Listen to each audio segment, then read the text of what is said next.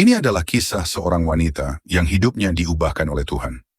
Ia adalah seorang pengikut setia Yesus, dan menurut Alkitab menjadi saksi pertama dalam melihat kubur kosong Yesus. Inilah kisah Maria Magdalena. Nama Maria dalam bahasa Ibrani memiliki arti yang dikasihi atau pahit. Ia disebut Magdalena karena berasal dari Magdala, sebuah kota kecil yang terletak di tepi Laut Galilea. Daerah itu kini dikenal sebagai Migdal. Penyebutan Magdalena juga menjadi cara untuk membedakan dirinya dari Maria, ibu Yesus, serta Maria, saudari Marta dan Lazarus. Alkitab menyebut namanya beberapa kali, terutama dalam konteks pelayanan Yesus, peristiwa penyaliban, penguburan, hingga kebangkitan. Meskipun tidak dijelaskan secara rinci latar belakang sosial atau keluarganya, dari keterlibatannya dalam rombongan pengikut Yesus, kita bisa melihat bahwa Maria adalah perempuan yang mandiri, yang mendukung pelayanan, bukan hanya secara spiritual, tetapi juga dengan hartanya. Pertemuannya dengan Yesus tercatat dalam Injil Lukas pasal 8 ayat 2. Maria pernah dirasuki 7 roh jahat, namun Yesus menyembuhkannya. Itu menandakan bahwa ia pernah menjalani masa lalu yang penuh penderitaan, mungkin batiniah, mungkin juga fisik, atau gangguan rohani yang berat. Tapi kasih dan kuasa Yesus memulihkan hidupnya sepenuhnya. Dan sejak saat itu, hidup Maria berubah. Ia menjadi pengikut yang setia, berjalan bersama murid-murid lainnya, melayani Yesus dengan sepenuh hati. Kesetiaan Maria Magdalena tidak hanya terlihat dalam masa pelayanan, tetapi justru pada saat-saat yang paling gelap. Ketika Yesus ditangkap, dan sebagian besar murid laki-laki melarikan diri karena takut, Maria tetap tinggal.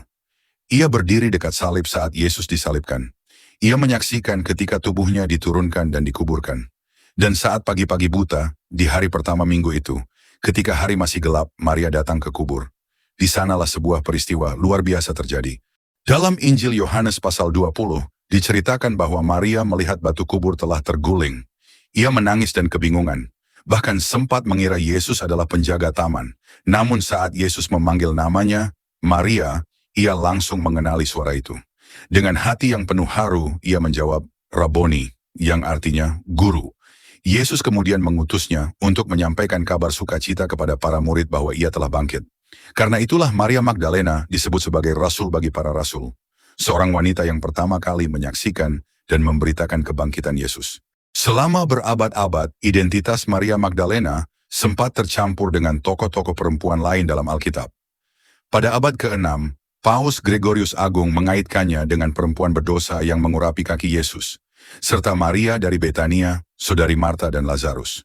Namun studi Alkitab modern kemudian memisahkan ketiga tokoh ini dan memulihkan gambaran asli Maria Magdalena sebagai murid Yesus yang setia dan terhormat. Pada tahun 2016, Gereja Katolik Roma secara resmi mengangkat hari peringatannya menjadi pesta, gelar yang biasanya hanya diberikan kepada para rasul, sebagai bentuk pengakuan akan peran pentingnya dalam sejarah Injil.